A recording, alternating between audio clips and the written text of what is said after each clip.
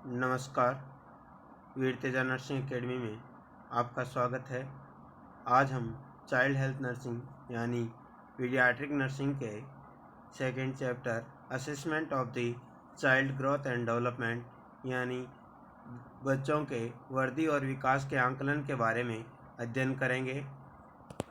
First one, assessment of the growth and development यानी वृद्धि और विकास का आंकलन कैसे किया जाता है, इसके बारे में क्या कॉन्सेप्ट है। The process of growth and development start before the baby burn. The period extend through out the life cycle यानी ये प्रक्रिया जो है वृद्धि विकास की, ये जन्म के पहले ही अपने प्रारंभ हो जाती है और इसका पीरियड होता है, ये जीवन काल तक, संपूर्ण जीवन काल तक चलता रहता है, जो नेक्स्ट आगे तक एक्सटेंड होता रहता है। But the principle change occur from the conception to the end of adolescent यानी इसका जो सिद्धांत है ये इसको बदलता है कि जो कंसेप्शन है यानी जिस दिन मदर और वूम के अंदर बच्चा पैदा होना प्रारंभ होता है, वहाँ से लेके एडोलिसेंट तक ग्रोथ है वो फिक्स है। यानी बच्चे का कंसेप्शन जिस दिन, यानी मदर और फादर का जब इस दिन कंसेप्शन किया जाता है, स्पर्म और ओम का मिलाप होता है, उसी दिन से पर्टिकुलर वर्दी होती है वो प्रारंभ होती है और एडोलिसेंट तक वर्दी निश्चित स्टेज तक होती है। और इसका ये सिद्धांत है कि इसके बाद जो है वर्दी वो फिक्स हो जाती है और डेवलपमेंट है वो जीवन काल चलता है। Next, growth and development are closely interrelated यानी वृद्धि और विकास है ये आपस में अंतर संबंधी है। Each child has individualise pattern of growth and development. इसमें मतलब है कि प्रत्येक बच्चे का जो व्यक्तिगत वृद्धि और विकास है वो particular depend on combination of many interdependent factor specially by hereditary and environments यानी पर्टिकुलर जो है वो बच्चे का जो व्यक्तिगत जो पैटर्न है वो उसके जीन और उसका जो वातावरण है वृद्धि विकास का किस क्रम के अंदर उसको दिखाया जा रहा है, किस क्रम के अंदर उसका जीवन यापन हो रहा है, उसके अंतर्गत उसका वृद्धि और विकास प्रभावित होता है, जो उसका व्यक्तिगत वृद्धि और विकास की जो स्थिति है उनको प्रभावित करती है, जिसके अंदर उसका जेनेटिकल जो रीजन्स होते हैं, पर्टिकुलर जो आनुवंशिक गुणसूत्रों का क्रोमोसोमल जो स्थितियाँ होती है वो, और वातावरण के आसपास की स्थितियाँ जैसे उसकी आर्थिक स्थिति, न्यूट्रिशन लेवल वगैरह, और जो इन्वायरमेंट की जो स्थितियाँ हैं ये पर्टिकुलर उसको खुद को व्यक्तिगत जो वृद्धि विकास है उसका प्रभावित करती है। और आगे हम देखते हैं तो असेसमेंट ऑफ द ग्रोथ यानी हम वृद्धि को कैसे माप सकते हैं। डेवलपमेंट है वो अलग चीज़ है, पर्टिकुलर मैंने पिछले चैप्टर में आपको डिफाइन करके बताया, डिफरेंस भी बताया ग्रोथ एंड डेवलपमेंट का, कि ग्रोथ है ये पर्टिकुलर अपनी सेल मैच्योरिटी का जो पावर होता है, फिजिकल जो मैच्योरेशन है उसको ग्रोथ कहते हैं, और फिजियोलॉजिकल जो मैच्योरेशन होता है उसको हम डेवलपमेंट कहते हैं। अब असेसमेंट ऑफ डेवलपमेंट का अंदर ही बता देता हूँ कि assessment of the physical growth can be done by anthropometric measurement यानी जो एंथ्रोपोमेट्रिक मेजरमेंट है उसके अंतर्गत अपन भौतिक जो अपना वृद्धि और विकास होता है इसका मापन करते हैं, जो एंथ्रोपोमेट्रिक मेजरमेंट कहते हैं इसको। The study of velocity of the physical growth, जो वैल्यू जो मात्रात्मक जो भौतिक वृद्धि का मात्रात्मक सूचक अध्ययन है वो पर्टिकुलर असेसमेंट ऑफ ग्रोथ है। Measurement of different growth parameters is the important nursing responsibility in child care. Particular जो मापन का जो विभिन्न जो वृद्धि और विकास के पैरामीटर्स होते हैं उसके लिए नर्स की जिम्मेदारी होती है, जो चाइल्ड की केयर कर रही होती है वो पर्टिकुलर किस तरीके से उसका मापन करेगी। The criteria for general assessment, जो सामान्य आंकलन के जो क्राइटेरिया हैं of the growth are mainly weight, length, height, head circumference, chest circumference, mid upper arm circumference, and also used criteria for physical growth assessment by special parameters जैसे body mass index, body ratio, fontanelle closure, skin fold thickness, dentition, and bone age evaluation in children।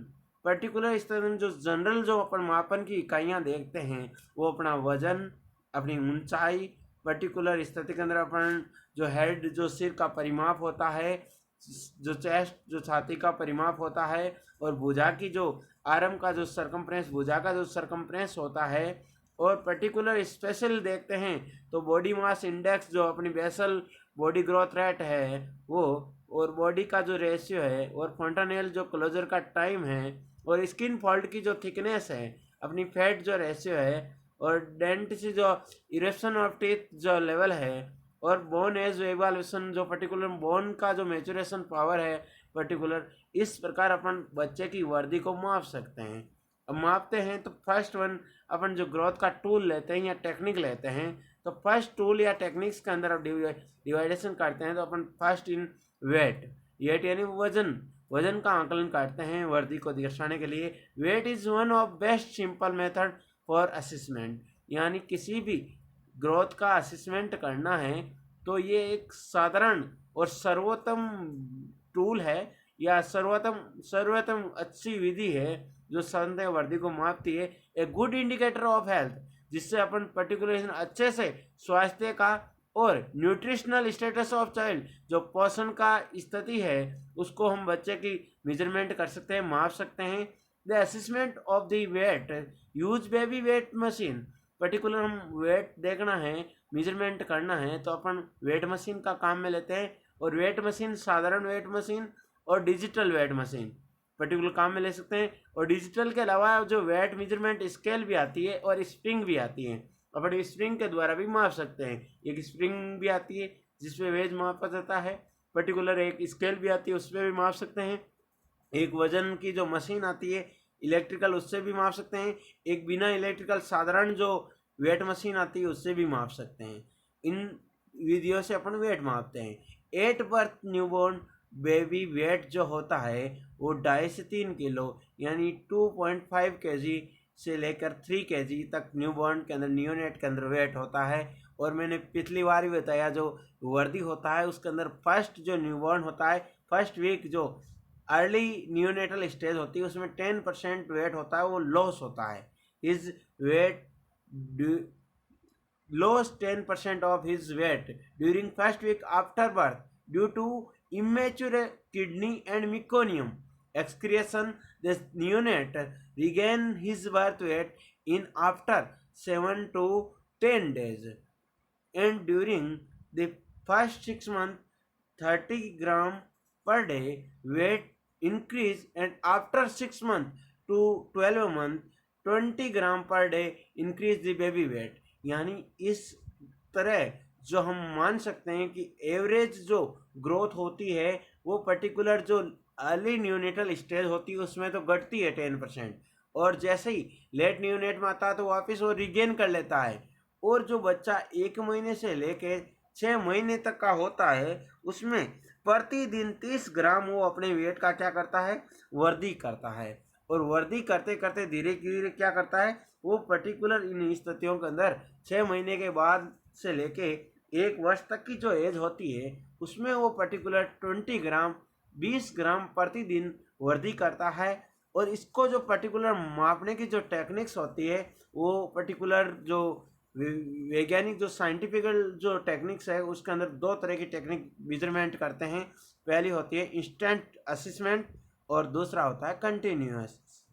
एक तो होता है सतत आंकलन, एक होता है निरंतर आंकलन। सतत आंकलन के अंदर तो स्टेप जैसे 1 महीने पे माप लिया, 5 महीने बाद, 10 महीने बाद, 1 वर्ष बाद माप लिया। कंटिन्यूअस जो निरंतर 5-10 दिन के अंतराल से फिक्स निश्चित रूप से हर महीने हर सप्ते ऐसे मापन होता है उसको कंटिन्यूअस असेसमेंट कहते हैं। इस तरह असेसमेंट किया जाता है बच्चे के अंदर। तो बच्चे के अंदर आगे जो टेक्निक्स है तो ग्रोथ जो असेसमेंट जो रूल ऑफ थंब है उसके अकॉर्डिंग जो वेट होता है वो किस तरह मेजरमेंट किया जाता है और किस तरह इंगित किया जाता है। तो फर्स्ट टाइम जो हम पहली बार मापते हैं वो जन्म के समय मापते हैं, और जन्म के समय जो सामान्यतः इंडियन बेबी होता है उसका 2.9 kg जो है वो वेट माना जाता है एवरेज। और जो अनुमानित जो वेट होता है वो 2.5 से 3 किलो होता है 8 बर्थ। और सेकेंड टाइम मापते हैं यानी 2 टाइम, यानी दूसरी बार जब मापते हैं तो 5 मंथ पे मापा जाता है, और 5 मंथ पे माना जाता है कि बर्थ का डबल हो जाता है बच्चे का वेट। बर्थ का डबल यानी दुगुना हो जाता है। और दुगुना जो पर्टिकुलर स्थिति को दर्शाता है ये 5 महीने की आयु पर होता है जब दूसरी बार मापते हैं तब। और तीसरी बार मापते हैं बच्चे का वो 1 वर्ष की आयु पर मापते हैं। तो 1 वर्ष की आयु पर बच्चे का वेट माना जाता है कि जन्म का 3 गुना यानी 3 इंटू 3 गुना हो गया।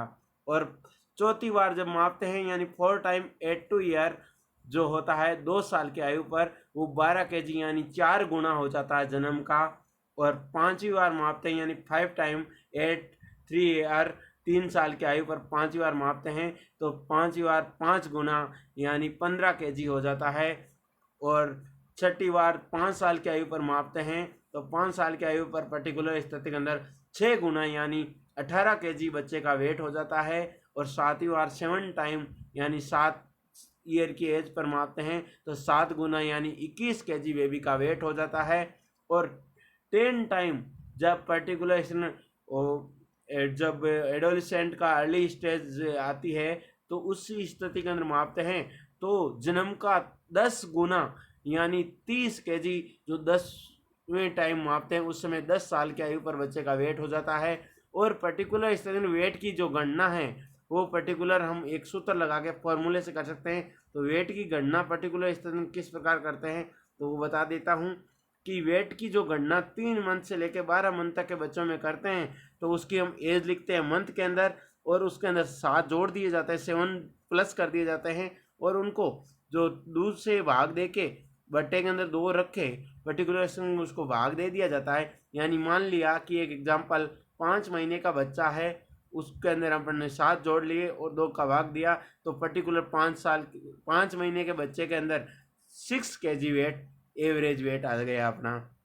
और दूसरा फॉर्मूला है वो पर्टिकुलर 1 साल से लेकर 6 ईयर तक 6 साल तक के बच्चों के लिए होता है। ये पर्टिकुलर सूत्र है कि एज जो है वो ईयर के अंदर आएगी और उसको हम गुणा कर देंगे 2 से और प्लस कर देंगे उसमें 8। तो हम एक आपको एग्जाम्पल भी बता देते हैं। यदि एज बच्चे की 3 साल है तो 3 साल के बच्चे का वेट क्या होएगा वो पर्टिकुलर इस प्रकार होएगा कि 3 इंटू 2 यानी पर्टिकुलर 8 पर्टिकुलर इस तरह 6 प्लस 8 यानी 14 हो गए। तो लगभग जो 3 साल तक के बच्चे का वेट होता है वो 14-15 केजी होता है।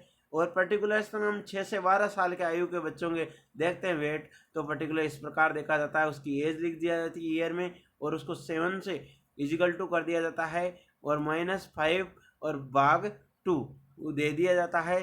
तो उसके अंदर पर्टिकुलर मान लिया कि 10 साल का बच्चा है उसको 7 से गुणा करके -5 निकाल के भाग 2 दे दो यानी पर्टिकुलर 10 का जो है वो पर्टिकुलर अपन देखते हैं तो अपन 70 हो गए, 70 में से 5 गए 65, 65 में 2 का भाग दिया 32.3 यानी लगभग 33 केजी 34 केजी 35 केजी तक 10 साल तक का बच्चा होता है उसका जो है वेट है वो 30 से 30 केजी तक मान सकते हैं। तो 10 साल तक के बच्चे का अपन लगभग जो हमने वेट पहले भी लिखा है वो 30 था तो यहाँ 32 केजी आ रहा है। ठीक है, अच्छी बात है कि पर्टिकुलर इस सूत्रों से अपन एवरेज जो वेट का मान है वो निकाल सकते हैं। इस तरह ये 3 सूत्र बताए गए हैं जो साइंटिफिकल एस्पेक्ट पे एकदम सही है।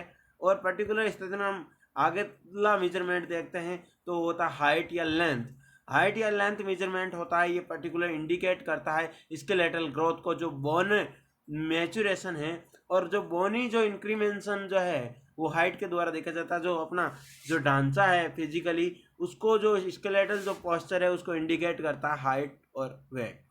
Particular yearly increment in height gradually diminish from birth to maturity यानी increase in height indicate the skeletal growth. Particular जो अपना वर्दी है वो पर्टिकुलर ऊंचाई के द्वारा इंडिकेट करती है किसको जो अपना स्केलेटल का ढांचा है उसकी वर्दी को।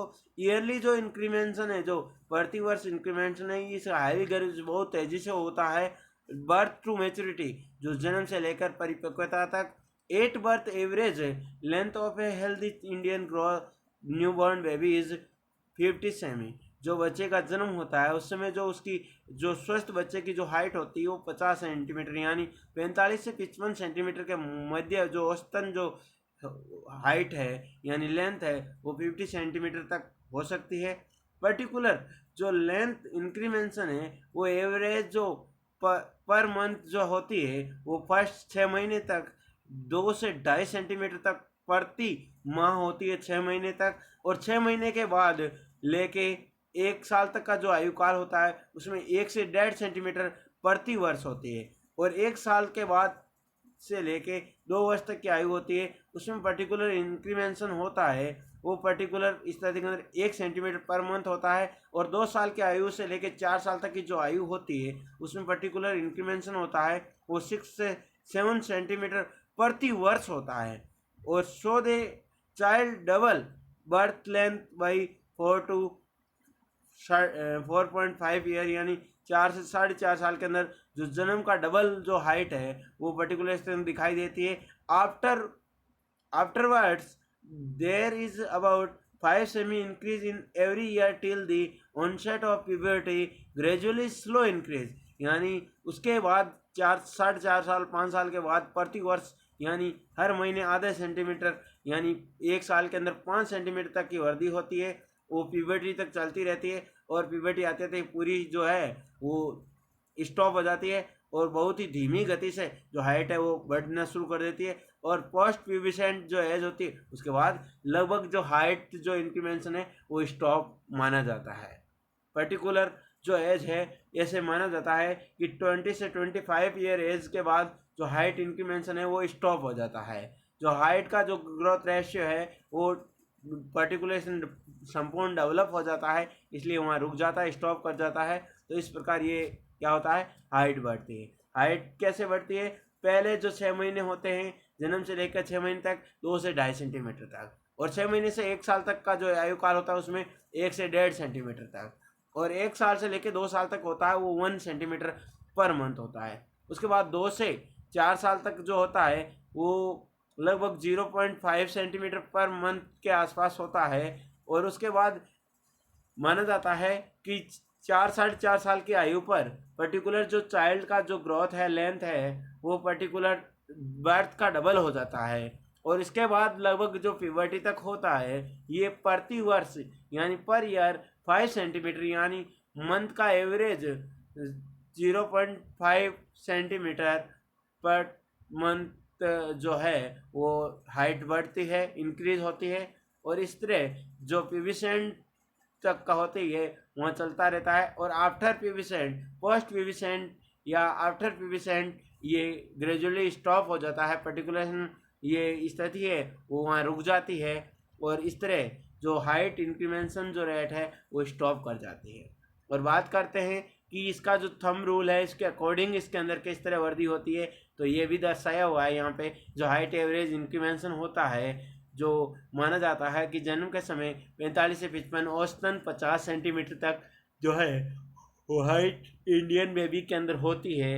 और 4 मंथ की जो आयु होती है वहाँ 60 सेंटीमीटर तक लगभग वृद्धि कर जाता है। और 9 मंथ की आयु पर पर्टिकुलर स्थिति के अंदर 70 सेंटीमीटर तक का बच्चा हो जाता है। और 1 ईयर की जो एज होती है वहाँ 75 यानी जन्म का 1.5 गुना वृद्धि कर जाता है। और जन्म का डबल है वो पर्टिकुलर 4 से 4.5 साल की आयु पर हो जाता है। और इस तरह जो वृद्धि का रेट है वो चलता रहता है, यानी एट बर्थ जन्म के समय 50 सेंटीमीटर और 4 मंथ पे 2.5 का 4 गुना कर लो, पर मंथ 2.5 सेंटीमीटर, यानी 2.5 का 4 गुना किया तो इसके अंदर 10 ऐड हो गया तो 60 सेंटीमीटर हो गया 9 मंथ की आयु पर, यानी पर मंथ 2 सेंटीमीटर। 5 मंथ हो गए, 5 का 2 डबल 10 हो गए, 60 में 10 जोड़ दिए 70 सेंटीमीटर हो गया। और 1 ईयर पे पर्टिकुलर 1.5 सेंटीमीटर पर मंथ 3 महीने तक होता है तो पर्टिकुलर 4 साढ़े 4 हो गए तो 5 सेंटीमीटर मान लो एवरेज, तो 70 में 5 जोड़ दिए 75 सेंटीमीटर हो गए। और 2 ईयर की एज पर यानी 1 ईयर तक एक पर मंथ का 1 सेंटीमीटर होता है तो 12 हो गया, तो यहाँ 12 जोड़ दिया तो पर्टिकुलर स्थिति के अंदर 87 से 88 सेंटीमीटर हो गए। और पर्टिकुलर 4 से 4.5 साल की आयु पर पर्टिकुलर 100 सेंटीमीटर किस तरह होता है ये आपको बता देता हूँ। 0.5 इंटू 24 यानी 12 इसमें और ऐड कर दिए तो लगभग कितने हो गए 100 सेंटीमीटर। और पर्टिकुलर 10 ईयर की आयु पर देखते हैं तो 100 के अंदर 5 से गुणा करके 6 साल तक पर्टिकुलर स्ट्रेंथ 4 के बाद 6 रहे, तो 6 से गुणा कर लिया, 5 के 30, और पर्टिकुलर स्ट्रेंथ 130 से 140 सेंटीमीटर हो गए। और 13 साल की आयु पर पर्टिकुलर स्ट्रेंथ उसको 135 से जो प्लस कर दो इसको, यानी 15 प्लस 135 यानी 150 सेंटीमीटर, जो 13 साल की आयु पर होता है। जो पर्टिकुलर स्थिति वो उसका 3 गुना हो जाता है, पर्टिकुलर जन्म का 3 गुना। और जो हाइट कैलकुलेशन फॉर्मूला है वो 2 साल से लेकर 12 साल तक की आयु के बच्चों के लिए वो है एज इंटू 6 प्लस 77। पर्टिकुलर इस तरह एक आपको उदाहरण 5 साल के बच्चे का निकालना है, तो एज लिख लिया 5 और उसको 6 से इजिकल टू कर लिया और उसके अंदर प्लस कर लिया 77, तो इसको 330 प्लस 77 यानी 107 सेंटीमीटर, 107 सेंटीमीटर आ गए 5 साल तक के बच्चे के। तो हमने यहाँ निकाले 4 साल का डबल होता है लगभग इतना एवरेज ये हो गया, लगभग 105 से 107 सेंटीमीटर तक आसपास होता है। तो इस तरह ये क्या होती है, वर्दी होती है। तो इस प्रकार अपन क्या करते हैं, लेंथ निकाल सकते हैं। तो लेंथ जो पर्टिकुलर मेजरमेंट करते हैं वो पर्टिकुलर इन्फेंट के अंदर इन्फेंटोमीटर के द्वारा करते हैं, और उसके बाद करते हैं तो स्टैंडोमीटर बच्चों को खड़ा करके करते हैं। वर्टिकल पोजीशन के अंदर वर्टिकल हाइट स्केल भी काम में ले सकते हैं, और पर्टिकुलर इंच टेप भी काम में ले सकते हैं कि हाइट मापनी, लेंथ मापनी, ये इस तरह मेजरमेंट किया जा सकता है। और मेजरमेंट करते समय पैरों के नीचे क्या होना चाहिए, फर्म और समतल स्थान होना चाहिए, जिससे क्या हो, अपनी रीडिंग गलत ना हो। पर्टिकुलर जो इन्फेंटोमीटर है एकदम सीधा होना चाहिए। एक स्टैंडोमीटर भी होता है तो ये एकदम स्टैंड होना चाहिए, स्टैंड का मतलब होता है एकदम सीधा होना चाहिए। और वर्टिकल होता है तो इसके अंदर वर्टिकल हाइट स्केल के अंदर भी एवरेज जो निकालना रहता है, इसका जो गणना होता है वो सही सटीक होनी चाहिए, और इंच टेप का भी पकड़ने का तरीका सही होना चाहिए। इस तरह अपनी क्या होती है, लेंथ मेजरमेंट कर सकते हैं। आगे बात करते हैं हेड सरकमफ्रेंस की। हेड सरकमफ्रेंस है ये पर्टिकुलर ब्रेन ग्रोथ को, डेवलपमेंट को दर्शाता है, और जो इंट्राक्रैनियल वैल्यू है उसको भी प्रकट करता है, प्रदर्शित करता है। और एवरेज जो इंक्रीज है height circumference during first 3 month जो है वो 2 सेंटीमीटर पर मंथ होती है, और next 3 month 1 centimetre per month जो होती है वो चलती रहती है, और नेक्स्ट जो 6 मंथ होते हैं 0.5 सेंटीमीटर पर मंथ होती है। और हेड सरकमफ्रेंस मेजरमेंट करते हैं तो ये पर्टिकुलर ऑर्डिनरी जो टैप होता है, इंच टैप होता है, इसके द्वारा कर सकते हैं। और 8 बार जो माना जाता है हेड सरकमफ्रेंस वो 33 से लेके 35 सेंटीमीटर यानी 30, एवरेज जो औसतन जो मान होता है वो 34 जो सेंटीमीटर होता है, यानी 34 सेंटीमीटर जो हेड सरकमफ्रेंस जन्म के समय बच्चों के अंदर होता है।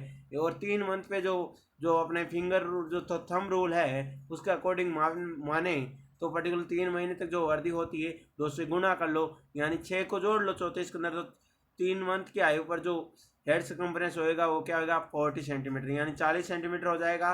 और 6 मंथ की आयु पर देखें तो 3 के गुना कर लो 1 से, 3 को जोड़ लो इसके अंदर, तो 43 सेंटीमीटर 6 मंथ की आयु पर बच्चे की हो जाएगा। और 1 ईयर की आयु पे देखें तो पर्टिकुलर 0.5 से 6 से गुना कर लो तो 46 या 7 सेंटीमीटर के आसपास आएगा, यानी 46 सेंटीमीटर वो 1 साल की आयु पर हेड सर्कम्फ्रेंस दर्शाया जाएगा। और 2 साल की आयु पर देखें तो पर्टिकुलर क्या होगा, 48 यानी 50 सेंटीमीटर हेड सर्कम्फ्रेंस होएगा। और 12 साल की आयु पर देखें तो बहुत ही धीमा हो जाता है हेड सर्कम्फ्रेंस, क्योंकि हेड सर्कम्फ्रेंस हाइट जो वर्दी होती है वो 2 साल तक होती है, उसके बाद क्या होती है, बहुत धीमी गति होना प्रारंभ हो जाती है। तो इसके अंदर हेड सर्कम्फ्रेंस है वो 12 साल की आयु पर 50 से 52 सेंटीमीटर, और 18 से 20 साल की आयु पर देखें तो हाईएस्ट जो वर्दी होती है 102 सेंटीमीटर की होती है, तो 52 से 54 सेंटीमीटर तक जो हाईएस्ट जो रेंज होती है हेड सर्कम्फ्रेंस की वो होती है 54 यानी 54 सेंटीमीटर तक हो सकती है। 52 से 54 सेंटीमीटर तक जो हाईएस्ट जो ग्रोथ लेवल है वो इस तरह होता है। और जो पर्टिकुलर इस एज के अंदर जो लोवेस्ट जो वृद्धि होती है, ग्रोथ रेट होती है, वो इस समय चलती है 18 से 20 वर्ष की आयु पर। इसके बाद लगभग जो ग्रोथ रेट है वो स्टॉप मानी जाती है, जो इंक्रीमेंशन है वो और चेंजेस है वो बहुत ही कम होने शुरू हो जाते हैं। इसके बाद केवल ओबेसिटी अराइज हो सकती है, और अन्य जो ग्रोथ की रेशियो है वो नहीं होती है। वेट तो बढ़ता है मगर कभी भी इस तरह लेंथ नहीं बढ़ती है, जो फिजिकल पोस्चर जो है उसके अंदर कोई भी तरह की वर्दी नहीं होती है। जो क्या होती है पर्टिकुलर इस आयु पर फिक्स हो जाती है। अब बात करते हैं चेस्ट सर्कम्फ्रेंस मेजरमेंट की। और चेस्ट सर्कम्फ्रेंस मेजरमेंट है, ये थोरेसिक डायमीटर को बताता है कि थोरेसिक डायमीटर जो थोरेसिक कैविटी है ये अपनी इस तरह इसका मेजरमेंट किया जाता है।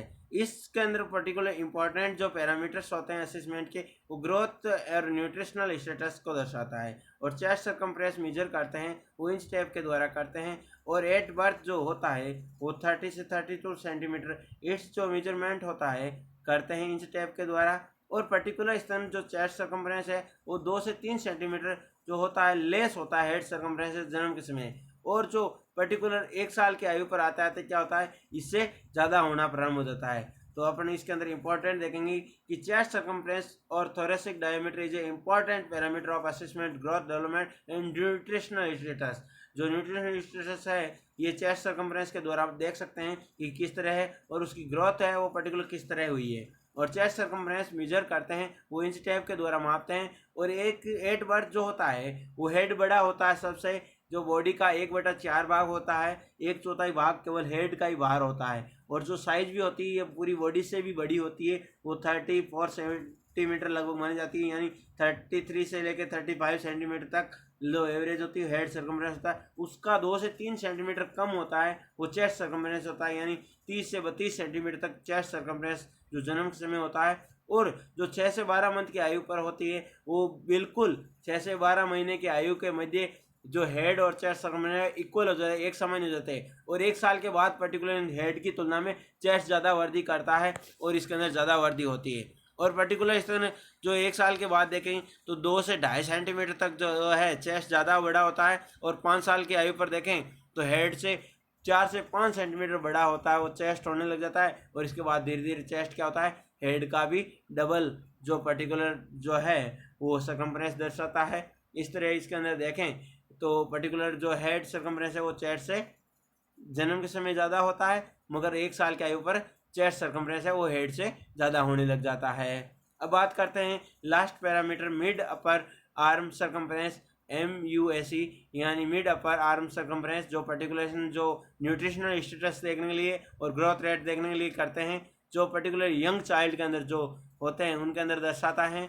और पर्टिकुलर जो है this is growth retardation due to inadequate nutritional which can be detect this simple practical and useful measurement. जो साधारण और जो प्रायोगिक जो आकलन का जो तरीका है ये आर्म सर्कम्फ्रेंस के द्वारा अपने जो पोषण का स्तर है उसको चेक कर सकते हैं। न्यूट्रिशनल जो स्थिति है पोषण की जो पर्टिकुलर जो विविधता है वो इसके द्वारा माप सकते हैं। तो इसलिए कहा जाता है कि बच्चे का जन्म होता है उस समय जो आर्म सर्कम्फ्रेंस होता है वो 11 से 12 सेंटीमीटर यानी 11 से 12 सेंटीमीटर के मध्य होता है। और 1 वर्ष की आयु पर देखें तो 15 से 16 सेंटीमीटर यानी 15 से 16 सेंटीमीटर के मध्य होता है। और 5 वर्ष की आयु पर यानी 5 साल की आयु पर देखें तो 16 से 17 सेंटीमीटर तक का हो जाता है। और 12 वर्ष की आयु पर देखें तो 17 से 18 सेंटीमीटर। और 15 वर्ष की आयु पर देखें तो 19 से 20 सेंटीमीटर तक लगभग जो आर्म सर्कम्फ्रेंस है ये ग्रोथ करता है। और arm mid upper arm circumference है इसको उपयोगी जो है वो ग्रोथ और डेवलपमेंट के लिए जो 1 वर्ष की आयु के बाद जो मापने के लिए करते हैं, जो पोषण के स्तर को दर्शाता है, न्यूट्रिशनल लेवल की जो कंडीशंस है उनको प्रकट करता है, उनको प्रदर्शित करता है, प्रेजेंट करता है। It method use to techniques, जो पर्टिकुलर 2 टेक्निक से काम में लेते हैं इस विधि को। जो सिंपल मेजरमेंट टेप मेथड है उसके अंदर हम इंच टेप और साकेर टेप काम में ले सकते हैं। और ट्राई कलर जो स्ट्रिप मेथड है ये पर्टिकुलर तुलनात्मक अध्ययन के लिए काम में लेते हैं। पर्टिकुलर एक बच्चे से दूसरे बच्चे की जो तुलना करते हैं पोषण स्तर की उसके लिए ट्राई कलर स्ट्रिप मेथड भी काम में ले सकते हैं। तो इस तरह जो आर्म सर्कम्फ्रेंस मेजरमेंट है ये 2 विधियों से कर सकते हैं, सिंपल मेजरमेंट मेथड और try colour strip method. Simple होता है उसके अंदर साकी टेप और इंच टेप काम में ले सकते हैं। और ट्राई कलर है उसके अंदर कलरफुल टेप काम में ले जाती है। ये तुलनात्मक अध्ययन भी कहते हैं इसको, जो पर्टिकुलर 2 स्थितियों के मध्य तुलना करके इसको अंदर अंतर डिफरेंट किया जाता है। पर्टिकुलर स्थितियाँ दर्शाई जाती है पोषण की जो पर्टिकुलर उन दोनों को अलग अलग करती है। इन कलर कोड से पर्टिकुलर इसके अंदर कलर कोड राइज किए जाते हैं। इसके बाद बात करते हैं special parameter body mass index BMI की। तो BMI क्या है कि it is an important special criteria, ये एक विशेष महत्वपूर्ण स्थिति है, क्राइटेरिया है which help to assist the normal growth और इट्स डाइवर्सन। एग्जाम्पल जो पर्टिकुलर माल न्यूट्रिशन और ओबेसिटी होता है, इसके मध्य की स्थिति को दर्शाने के लिए हम अपने BMI का काम में लेते हैं। और BMI का जो फॉर्मूला है, ये वेट अपॉन हाइट, यानी जो वेट है वो केजी के अंदर और हाइट को अपन मीटर स्क्वायर कर लेते हैं, तो इससे आ जाता है। तो अपन एक आपको उदाहरण भी दे देता हूँ किस तरह इसका BMI निकाल जाती है। BMI होती है वो पर्टिकुलर 5 ईयर एज जो चाइल्ड है उसकी निकाल रहे हैं अपन। तो और उसका जो जनरल जो BMI लेवल है, वो पर्टिकुलर जो BMI जो होता है वो अप टू 5 ईयर जो ओल्ड चाइल्ड होते हैं उसके अंदर निकालने के काम में लेते हैं। और इस पैरामीटर से अपन न्यूट्रिशनल स्टेटस देखते हैं और जो ओबेसिटी का लेवल होता है ये देखा जाता है। और जो सामान्य BMI लेवल होता है वो बॉडी मास इंडेक्स होता है, ये 18 से 24 kg पर मीटर स्क्वायर होता है। और जो BMI लेवल होता है जो सामान्य वो 25 से 30 kg पर मीटर स्क्वायर तक होता है। और ये जो है ये पर्टिकुलर सामान्य स्थिति को दर्शाता है यहाँ तक, जो 18 से 24 है। और इसके बाद 25 से 30 है वो ओवरवेट को दर्शाता है। और जो 30 से अबव होता है यानी मोर देन BMI 30, यानी 30 से ज़्यादा होती है, तो ये इंडिकेट करती है ओबेसिटी को। ओबेसिटी जो है वो 30 से ज़्यादा होती है, ओबेसिटी अराइज होने लगती है। और ओबेसिटी भी माइल्ड, मॉडरेट, सीवियर 3 कंडीशन होती है। जो 30 से लेके 32 तक होती है वो माइल्ड होती है। और 34 से लेके 38 तक होती है वो पर्टिकुलर स्टेज जो मॉडरेट होती है। उसके बाद जो सीवियर होती है वो 34 ये लगभग 42 से यानी 42 से ज़्यादा BMI आ रही है तो वो सीवियर ओबेसिटी को अराइज करता है, सीवियर ओबेसिटी को दर्शाता है। और जो माल न्यूट्रिशन है वो BMI 15 kg पर मीटर स्क्वायर से कम आ रही है, तो ये कुपोषण को दर्शाता है कि उसके अंदर कुपोषण की स्थिति है, वो बहुत ही ज़्यादा पतला, दुबला पतला है और उसका वेट बहुत ही कम है। तो इस प्रकार हम माल न्यूट्रिशन कह सकते हैं उनको। और जो सामान्य वो 18 से 24 kg मीटर स्क्वायर के होंगे, उनकी BMI सामान्य मानी जाती है। और बात करते हैं अगले पैरामीटर बॉडी रेशियो की। बॉडी रेशियो या प्रोपोर्शन ऑफ बॉडी या बॉडी प्रपोर्शन की बात करते हैं, तो it also known as upper and lower segment ratio of the body, यानी इसको ऊपर और नीचे का जो सेगमेंट है इसका रेशियो के नाम से भी जानते हैं। It means body proportion crown to rump versus rump to heel ratio. Crown जो पर्टिकुलर स्तन है वहाँ से लेके अपनी छाती से ऊपर का जो भाग है वहाँ से, और जो नीचे का जो भाग होता है अपने क्रेडल से उसको हील तक का जो भाग होता है, इस यहाँ तक का जो भाग होता है वर्सेज के अंदर जो इनका अनुपातिक क्रम के अंदर 8 जो बर्थ जो रेशियो जो होता है यानी between the upper and lower segment, जो मध्य होता है ऊपर और नीचे सेगमेंट के, तो मेजर सिम्पाइसिस यूबीएस इज 1.7 जो अनुपातिक क्रम है उसके अंदर 1 का होता है। तो इट इज ड्यू टू यानी जो पर्टिकुलर लो ग्रोथ है वो लेग के अंदर, और more develop of the head upper segment in intrauterine life the birth ratio become 1.3 अनुपात 1.0 at 3 year of age, and at the age of 10 to 12 year the baby ratio become 1:1, जो equal to होता है अनुपातिक क्रम के अंदर जो versus होता है 1:1 जो है ये सामान्य 10 से 12 वर्ष की आयु पर बॉडी रेशियो दर्शाया जाता है। और इससे पहले देखें बॉडी रेशियो 3 साल की आयु से पहले, तो जो होता है वो क्राउन टू रम्प होता है वो 1.3, और जो रम्प टू हील होता है वो 1.0 होता है। और इसको अनुपातिक क्रम के अंदर दर्शाते हैं कि crown to rump versus rump to heel ratio. The body ratio होता है कि इंडिकेट करता है इनकी कंडीशनों को। जो less than normal it indicate the short, जो इस नॉर्मल से कम होता है, इनसे कम होता है, तो ये शॉर्ट ट्रंक ड्वार्फिज्म जो होती है उन स्थितियों को दर्शाती है, जैसे सीवियर रिकेट्स है, एकोंड्रोप्लास्टी है, प्लेजिया है, एक्रोप्लेजिया वगैरह होती है, इन स्थितियों को दर्शाती है। जो ड्वार्फिज्म जो बोनेपन की स्थितियाँ, इन दो स्थितियों को दर्शाती है। और जो दूसरी स्थिति है जिसके अंदर क्या होता है कि नॉर्मल से ज़्यादा होती है, तो ये इंडिकेट करती है कि शॉर्ट लिम जो ड्वार्फिज्म है यानी स्पाइनल डिफॉर्मिटीज या मॉर्फन सिंड्रोम वगैरह होती है, इन स्थितियों को दर्शाते हैं। और इसके अंदर अगला जो पैरामीटर है वो स्टीम स्ट्रक्चर इंडेक्स यानी एसएसआई, जो पर्टिकुलर विशेष जो पैरामीटर है एसएसआई, ये जो है ये जो सिटिंग हाइट जो क्राउन टू रम्प लेंथ होती है इसका ही एक परसेंटेज रूप होता है। जो टोटल जो हाइट और जो रिकमेंडेड लेंथ होती है इसके अंदर जो होती है वो 70 जो होती है वो जन्म के समय होती है। और धीरे धीरे जैसे ही जन्म के बाद एज बढ़ती है वैसे वैसे ये भी कम होता जाता है। 70 जो होती है वो एसएसआई वो जन्म के समय होती है। और एसएसआई जो पर्टिकुलर 6 मंथ की आयु पर देखें तो 66 हो जाती है। और पर्टिकुलर इस तरह 1 ईयर पे देखें तो 61 के आसपास हो जाती है। और 2 ईयर के बाद देखें तो लगभग 58 के आसपास आ जाती है। और 3 ईयर के पश्चात देखें तो 55 हो जाती है। और इसके बाद देखें 5 ईयर के बाद तो पर्टिकुलर 52 तक आ जाती है। और प्यूबर्टी में देखें तो 50 से लेके 52 के आसपास हो सकती है। और 20 ईयर तक जो एज होती है उसके अंदर लगभग 50 के आसपास जो होती है एसएसआई प्रेजेंट होती है, उपस्थित दर्शा सकते हैं। आगे बात करते हैं पर्टिकुलर फॉन्टानेल क्लोजर और स्किन फॉल्ट थिकनेस की। फॉन्टानेल क्लोजर यानी फॉन्टानेल एक यहाँ होता है एक यहाँ होता है, इसको बोलते हैं हम ब्रेगमा, इसको बोलते हैं लेमडा। ये होता है ये अपने डायमंड शेप का होता है, ये ट्राइंगुलर होता है। इसको जो पर्टिकुलर स्थिति बोलते हैं इसको ब्रेगमा बोला जाता है यानी एंटीरियर फॉन्टानेल है। ये पोस्टीरियर फॉन्टानेल होता है, ये पर्टिकुलर इसको लेमडा बोला जाता है। और हम बात करते हैं एट बर्थ एंटीरियर जो ब्रेगमा होता है इसकी, और जो पोस्टीरियर लेमडा फॉन्टानेल होता है, ये जो होते हैं जन्म के समय प्रेजेंट होते हैं, एकदम आपको साफ दिखाई देते हैं, ये पूरी तरह क्लोज नहीं होते हैं। और जो ये पर्टिकुलर जो क्लोज होने का टाइम होता है वो लेमडा पर्टिकुलर है वो अपने 6 से 8 वीक यानी 1.5 मंथ की आयु पर लेमडा बंद हो जाता है, क्लोज हो जाता है। और ब्रेगमा है ये 1.5 ईयर यानी 18 मंथ की आयु पर लगभग क्या होता है बंद होता है, 12 से 18 मंथ की आयु पर, यानी मानते हैं कि 1 से 1.5 वर्ष।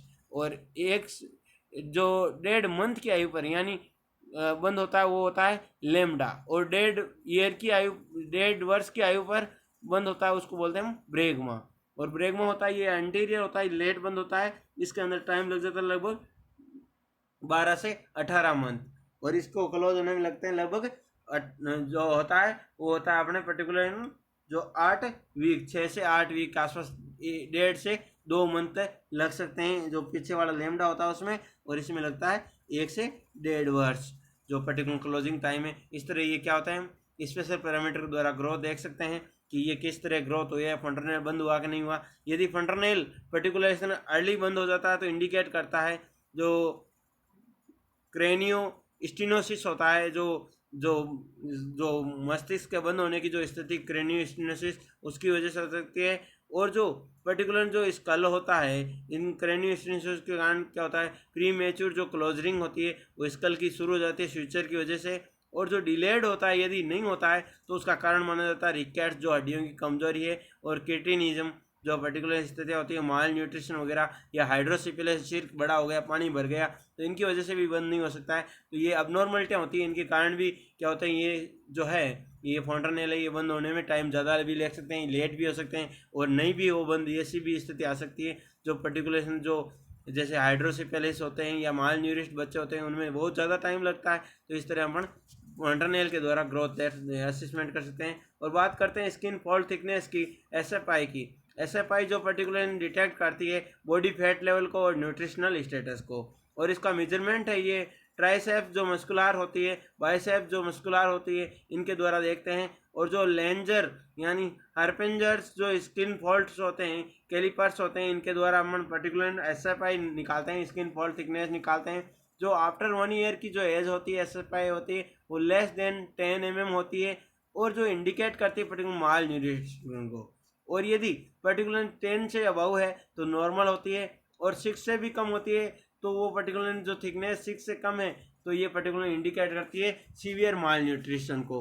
और 10 से कम होता है तो क्या होता है नॉर्मल जो होता है वो माल न्यूट्रिशन दर्शाता है, और 6 से कम होना सीवियर, और 10 से अबव है तो ये पर्टिकुलर क्या करता है नॉर्मल कंडीशन दर्शाता है।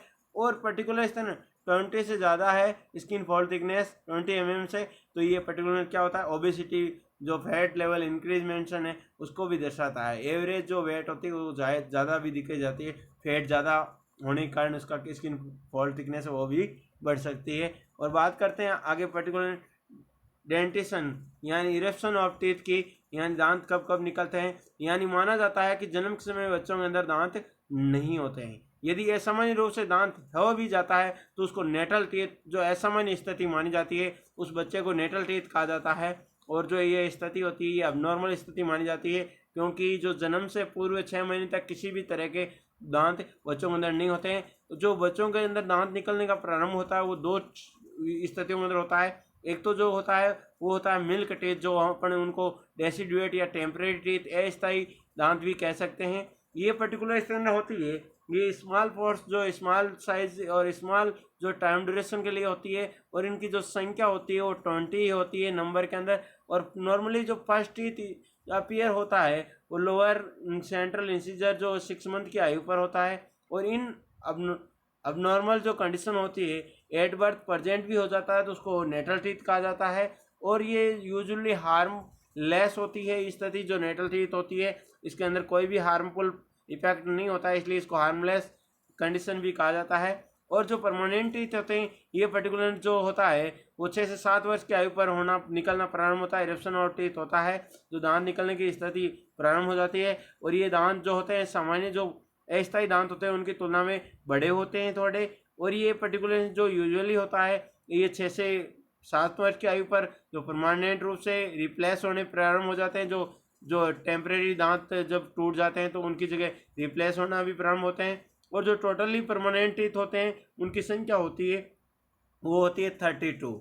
और यूजुअली जो टेम्परेरी टीथ होते हैं उनका जो बंद होने का टाइम होता है वो 30 मंथ, यानी लगभग 2.5 से 3 वर्ष की आयु पर टेम्परेरी टीथ क्या होते हैं संख्या के अंदर 20 हो जाते हैं। उसके बाद 6 से 7 वर्ष की आयु पर वापस जो दांत होते हैं वो टेम्परेरी टीथ टूटते हैं। उसके बाद पर्टिकुलर जो परमानेंट टीथ है वो निकलना प्रारंभ करते हैं। और जो लगभग माना जाता है 12 से 16 वर्ष की आयु पर लगभग सारे जो परमानेंट टीथ है वो आ जाते हैं। और 18 वर्ष तक सारे जो संख्या के अंदर 32 टीथ है वो प्रेजेंट होना प्रारंभ हो जाते हैं।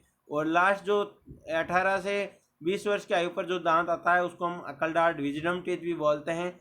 और पर्टिकुलर जो फॉर्मूला है एज कैलकुलेशन, जो टीथ का फॉर्मूला है वो ICPM जो है उसको 4 से इजिकल टू करने के बाद आ जाता है। और I का मतलब होता है इंसीजर, C का मतलब होता है कैनाइन, P का मतलब होता है प्रीमोलार, M का मतलब होता है मोलार। और टेम्परेरी टीथ होते हैं उसके अंदर अपने जो पर्टिकुलर जो प्रीमोलार टीथ होते हैं वो एब्सेंट होते हैं।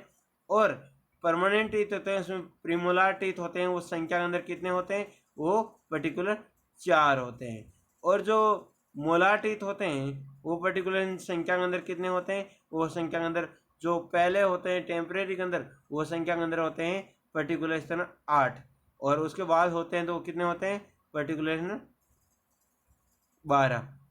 4 दांत मोलार टीथ भी क्या होते हैं ज़्यादा हो जाते हैं। और बात करते हैं इनका जो फॉर्मुलेशन किस तरह होता है, तो इसकी बात करते हैं। तो 6 मंथ से लेके 30 मंथ के बीच में जो दांत आते हैं उनको हम टेम्परेरी टीथ कहते हैं। और इससे पूर्व होते हैं तो उनको नेटल टीथ कहा जाता है। और टेम्परेरी टीथ जो संख्या के अंदर होते हैं वो इंडेक्स के अंदर लिखा हुआ है कि 20 होते हैं। और जो फर्स्ट 6 मंथ की आयु पर से लेके 12 मंथ की आयु तक जो इंसिजर टीथ होते हैं वो सेंटर और लेटरल दोनों साइड के आ जाते हैं। और इस संख्या के अंदर 2 से 8 तक होते हैं। और पर्टिकुलर 12 से 15 मंथ की आयु पर जो फर्स्ट मोलार टीथ होते हैं वो आ जाते हैं। और इस संख्या के अंदर 8 से लेके 12 तक का जो फॉर्मूला होता है 1 तक होता है। और पर्टिकुलर कैनाइन होते हैं ये 15 से 24 मंथ की आयु पर होते हैं। और फार्मूला के अकॉर्डिंग 12 से लेकर 16 जो संख्या होती है नंबर ऑफ टीथ होते हैं वहाँ तक का होता है। और जो पर्टिकुलर 20 से लेके 30 यानी 24 से 30 मंथ की आयु पर आते हैं उनको सेकेंडरी मोलार बोलते हैं। फर्स्ट मोलार पर्टिकुलर अपने 8 से पर्टिकुलर 12 से 15 मंथ जो है वो 8 से 12 नंबर के अंदर आ जाते हैं। और जो सेकेंडरी है वो 24 से 30 मंथ यानी 2 से 2.5 वर्ष की आयु पर होते हैं। वो पर्टिकुलर 16 से 20वें नंबर के टीथ होते हैं, इनको हम सेकेंडरी मोलार भी टीथ भी बोलते हैं। और 6 वर्ष की आयु पर जो पर्टिकुलर जो टेम्परेरी टीथ टूट जाते हैं और ख़राब हो जाते हैं तो उनकी जगह मिल्क टीथ की जगह परमानेंट टीथ आने प्रारंभ होते हैं, जो 6 से 7 ईयर की एज के मध्य आने प्रारंभ होते हैं, और ये संख्या के अंदर पर्टिकुलर देखते हैं और परमानेंट टीथ को वो होते हैं 32। और जो फर्स्ट जो मोलार टीथ होता है वो 24वें नंबर का दांत माना जाता है, और फर्स्ट मोलार जो टीथ होते हैं निकल के वापस आना वो पहली बार टूट के आता है, और रिप्लेस होते हैं वो टेम्परेरी टीथ के अंदर इंसीजर और कैनाइन टीथ रिप्लेस हो जाते हैं, और इनकी जगह जो टेम्परेरी टीथ है उसका जो पर्टिकुलर जो टेम्परेरी जो मोलार टीथ है वो भी क्या होते हैं प्रीमोलार के अंदर रिप्लेस हो जाते हैं, जो 10 से 12 वर्ष की आयु पर होते हैं, और 12 से 15 वर्ष की आयु पर पर्टिकुलर सेकेंडरी जो प्रीमोलार टीथ है वो परमानेंट के अंदर आ जाते हैं, और 16 से जो ऑनवर्ड जो पर्टिकुलर जो लास्ट टाइम तक का होता है थर्ड जो प्रीमोलार टीथ होते हैं वो आ जाते हैं, और संख्या के अंदर कुल मिला के कितने हो जाते हैं 32 परमानेंट टीथ प्रेजेंट होते हैं। और बात करते हैं assessment of bone age growth की, तो assessment of bone age growth है ये डिफाइन करता है पर्टिकुलर जो पैटर्न होता है जो अपनी ग्रोथ होती है बॉडी की, उसको जो टाइम शेड्यूल होता है बर्थ टू मैच्योरेशन का उसके अंदर, तो इसके अंदर कैलकुलेट करते हैं पर्टिकुलर जो ओसिफिकेशन है सेंटर बाई का, जो उसके अंदर एक्सरे स्टडी होता है उसके द्वारा करते हैं, और स्केलेटल मैच्योरेशन है और बोन ग्रोथ है इसको इंडिकेट करता है पर्टिकुलर फिजियोलॉजिकल जो डेवलपमेंट होता है, और इसके जो इंस्ट्रक्टिव फॉर्म होता है, और क्रोनोलॉजिकल जो एज होती है जो वास्तविक जो आयु होती है अपनी उसको जो स्केलेटल मैच्योरेशन जो स्टार्ट होता है, और इंस्ट्रक्शन होता है लाइफ मैच्योरेशन का, तो जो पर्टिकुलर माना जाता है कि कंटिन्यू 25 वर्ष तक की आयु तक होता है, और एक फुल टर्म नियोनेट के अंदर जो ओसिफिकेशन जो ग्रोथ होता है बोन की जो ग्रोथ होती है वो 25 वर्ष की आयु तक की होती है, और जो 5 ओसिफिकेशन सेंटर नेमली जो डिस्टेंट करते हैं हम जन्म के समय नियोनेट के अंदर, तो वो होता है distal end to femur, proximal end to tibia और टेलस और कैलकेनियस और क्यूबॉइड। पर्टिकुलेशन अपन फीमर जो डिस्टल जो टू फीमल का जो फॉर्मूला है वहाँ, और प्रोक्सिमल टू एंड टीबिया और टेलस और कैलकेनियस और क्यूबॉइड जो फोसा वहाँ तक का जो बोन शेप है उसको एज के रूल के हिसाब से कैलकुलेट करते हैं, और इसका किस तरह पोस्चर बन रहा है उसको हम कैलकुलेट करके पता करते हैं। अब बात करते हैं एडवांस बोन एज में भी जो फाउंड होता है प्रोक्सिमली जो प्यूबर्टी जो थायरोटॉक्सिशन एंड जो एड्रिनल हाइपरप्लेजिया है, और retardation of bone growth is found जो क्रेटिनिज्म जो कंडीशन होती है उसके अंदर दर्शाया जाता है।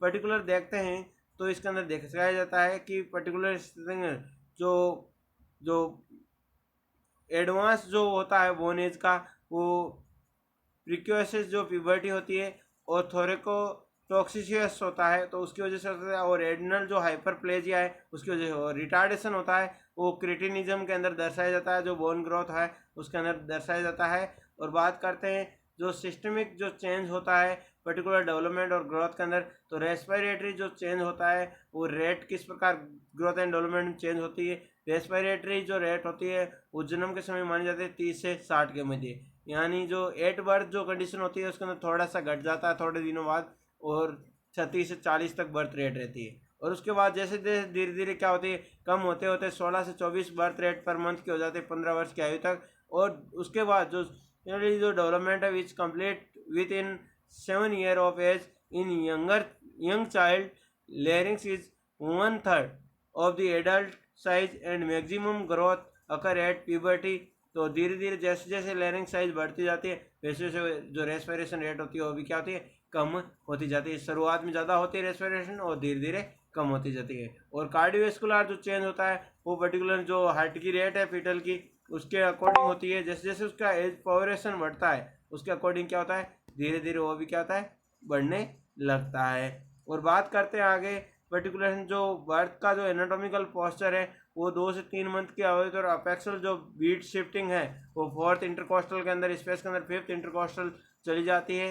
और जो ग्रेजुअली जो चेंज होता है पल्स का वो ब्लड प्रेशर के हिसाब से जैसे जैसे होता है वो धीरे धीरे ब्लड प्रेशर बढ़ता जाता है, और जो कार्डियोवैस्कुलर जो पल्स रेट होती है वो भी क्या होती है धीरे धीरे कम होनी प्रारंभ हो जाती है। जो जन्म के समय जो पल्स रेट होती है वो 120 के आसपास होती है और धीरे धीरे 72 तक आ जाती है मैच्योरिटी के बाद। और पर्टिकुलर मैच्योरिटी के अंदर जो ब्लड प्रेशर होता है वो जन्म के समय बहुत कम होता है और धीरे धीरे बढ़ते बढ़ते 120/80 आ जाता है, और जन्म के समय होता है वो कितना होता है, वो पर्टिकुलर इस तरह 50/40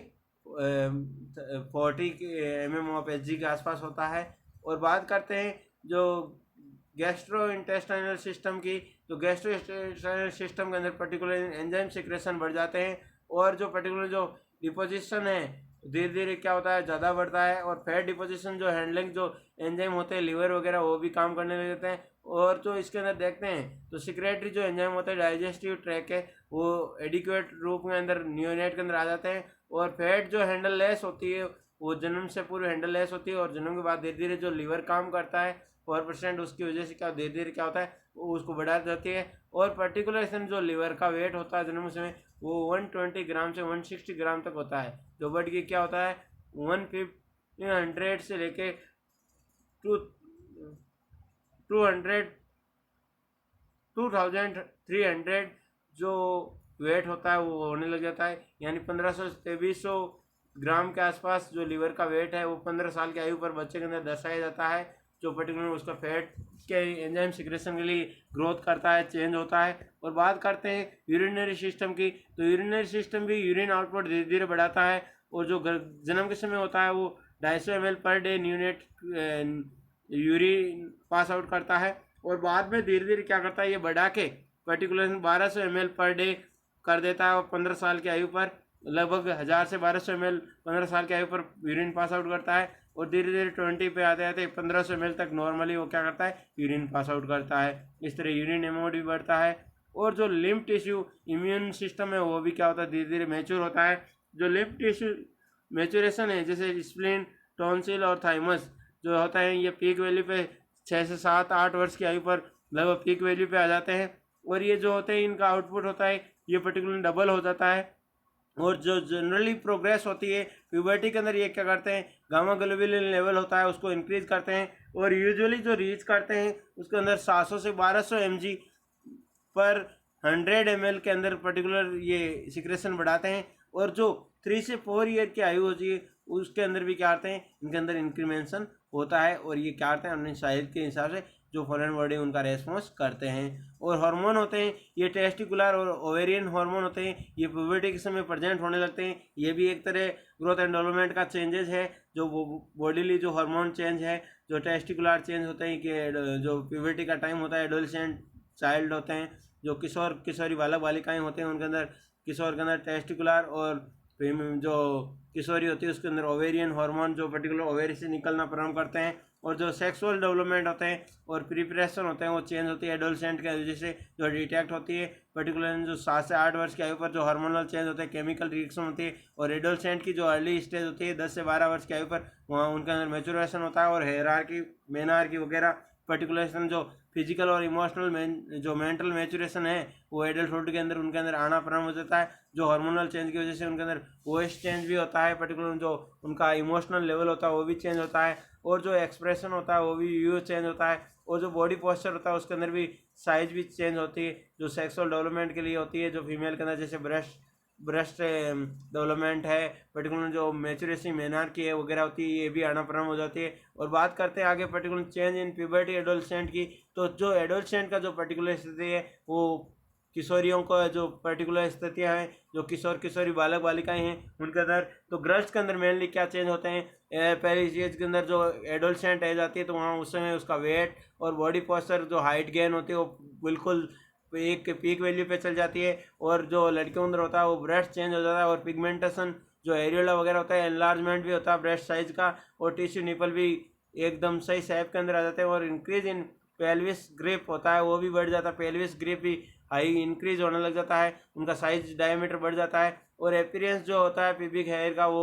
दिखाई देने लगता है। और चेंज जो वेजाइनल सिक्रेशन है वो भी बढ़ जाता है, वेजाइनल सिक्रेशन चेंज हो जाता है। और एक्चुअली जो एक्सिलरी स्वेट जो ग्लैंड है वो भी स्टिमुलेट होती है, और एक्सिला के अंदर हेयर भी दिखाई देने लग जाता है। ऑन सेट जो मैचुरेशन है उसके अंदर मेनार्की जो है वो दिखाई देने लगती है, और मेनार्की के बाद फर्स्ट ब्लीडिंग अकर्स होती है जो 2 ईयर तक आफ्टर जो फर्स्ट मैनिफेस्टेशन है प्यूबर्टी का उसके अंदर होता है। और एरप्शन जो slowly of gain in height, जो पर्टिकुलर जो इसके बाद क्या होता है, जो हाइट है वो बहुत धीमी गति हो जाती है हाइट, और पर्टिकुलर हाइट स्टॉप जैसी मानी जाती है, और वेट ज़्यादा गेन होता है किशोरियों के अंदर।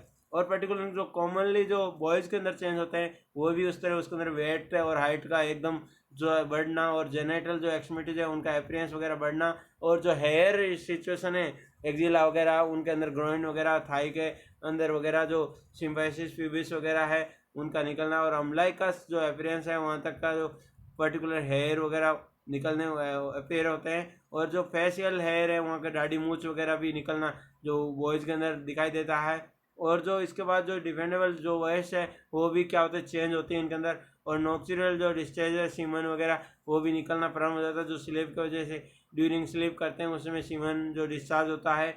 और जो पर्टिकुलर जो स्लोली जो हाइट गेट है वो इसके पश्चात एडोलसेंट के पश्चात होनी प्रारंभ होती है। प्यूबर्टी के बाद हाइट रुक जाती है। और प्यूबर्टी का मतलब ही देखें तो होता है सेकेंडरी सेक्सुअल करेक्टरिस्टिक्स, यानी प्यूबर्टी यानी सेकेंडरी सेक्सुअल करेक्टरिस्टिक्स जो स्टिमुलेट होते हैं, इरेप्शन होते हैं, उस स्थिति को दर्शाते हैं। जो सेक्स करेक्टर होते हैं द्वितीय वो निकलना प्रारंभ होते हैं, जैसे मेनार्की वगैरह वो फीमेल के अंदर, और बॉयज़ के अंदर सीमन वगैरह। तो इस तरह क्या है सेकेंडरी जो सेक्सुअल करेक्टरिस्टिक ये दिखाई देते हैं। तो थैंक्स, अपना ये चैप्टर ख़त्म होता है। और बात करते हैं पर्टिकुलर स्थिति के अंदर कि आपको ये समझ में आया होगा, और मैं आशा करता हूँ कि भविष्य में भी ये काम आए। और तो इसके लिए आप ज़्यादा से ज़्यादा लाइक करें, शेयर करें, और बार बार इसका यूज़ करें, जिससे आपको ये काम आए आता रहे। और आपको ज़्यादा यदि कोई डाउट हो तो आप मेरे से कांटेक्ट कर सकते हैं। Thanks guys.